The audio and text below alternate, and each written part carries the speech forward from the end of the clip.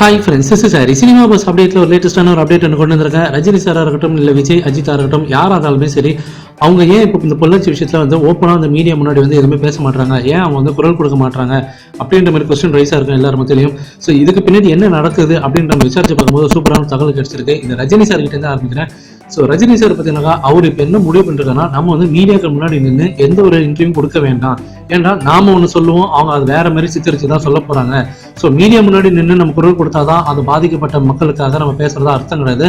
நம்ம தேவைப்பட்டா களத்துல இறங்கி வேலை செய்யலாம் அப்படின்ற மாதிரி அவர் முடிவு பண்ணிருக்காரு.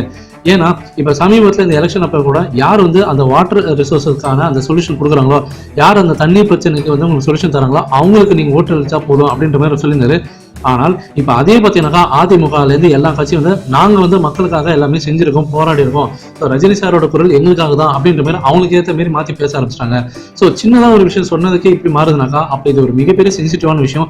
இதுல ரஜினி சார் ஏதோ ஒன்று சொல்ல போக அதை தேவையில்லாம அவங்க சித்தரிச்சிட்டாங்கன்னா அது மீண்டும் பார்த்தீங்கன்னாக்கா மக்கள் மத்தியில அதிருப்தி ஏற்படுத்தணுன்ற மாதிரி அவர் நினைச்சிருக்காராம். இன்னொரு முக்கியமான விஷயம், இந்த விசாரணையும் போது அந்த சிபிஐ விசாரணை அந்த ஆவணத்துல பாதிக்கப்பட்ட பெண்ணோட பேரை குறிப்பிட்டது ரஜினி சாருக்கு சுத்தமா பிடிக்கல, ரொம்பவே அதிர்ச்சியா இருக்கான்ற மாதிரி சொல்லிருக்காங்க அவரோட நெருங்கிய வட்டாரத்துல இருக்கிறவங்க. அதே போல அடுத்த ஒரு விஷயம், இந்த விசாரணை ஏதாவது ஒரு காரணத்துக்காக அப்படியே ஸ்டே பண்ணிட்டாங்க, அப்படியே நிறுத்திட்டாங்கன்னாக்கா பொள்ளாச்சி பெண்களுக்காக அவர் கண்டிப்பா ஒரு நிவாரண நிதி தரத்துக்கு ரெடியா இருக்காரு. அவங்களுக்கு தேவையான நடவடிக்கை, அதாவது அவங்களுக்கு தேவையான ஏதாவது ஒரு விஷயம் கண்டிப்பா செய்வாரு அப்படின்ற மாதிரி ஒரு தகவல் வந்திருக்கு.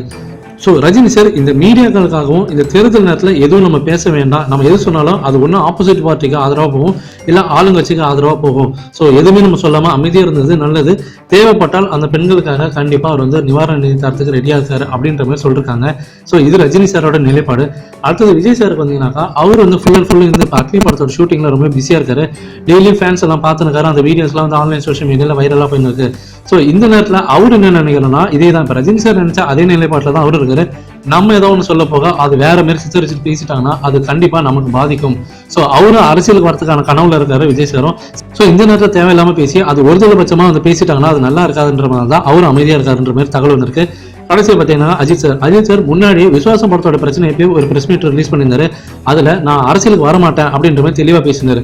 ஸோ இதன் மூலியமா அவர் அரசியல் உள்நோக்கு இல்லாதனால அவர் இந்த விஷயத்தை பத்தி பேச மாட்டாரு. ஒருவேளை நீங்க கேட்கலாம், இது ஒரு சோசியல் இஷ்யூ தானே, இதுல ஏன் அஜித் சார் தலையிட மாட்டாருன்னு போது அவர் தெளிவா அந்த பிரஸ் நோட்ல சொல்லியிருந்தாரு, நான் ஒரு நடிகன் தான், என்னோட வேலை நடிக்கிறது மட்டும்தான் அப்படின்ற மாதிரி அவர் தெளிவா சொல்றாரு. ஸோ அவர் இதுல குரல் கொடுப்பாருன்றதை நம்ம கண்டிப்பா யோசிக்கவே கூடாது அப்படின்ற மாதிரி தகவல் வந்திருக்கு. ஸோ ஃபேன்ஸ் நீங்க கீழே கமெண்ட் பண்ணுங்க. ஸோ ரஜினி சாரா இருக்கட்டும், விஜய் சாரா இருக்கட்டும், அஜித் சாரா இருக்கட்டும், எல்லாருமே அவங்களோட நிலைப்பாடுல தெளிவா இருக்காங்க. பட் ஆனால் இது மத்தவங்க எப்படி பார்ப்பாங்க, ஒரு நியூட்ரல் ஃபேனா இருக்கிறவங்களுக்கு இது எப்படி பாதிக்கும், அவங்க இதை புரிஞ்சுப்பாங்களா அப்படின்றத நீங்க சொல்லுங்க ஃப்ரெண்ட்ஸ்.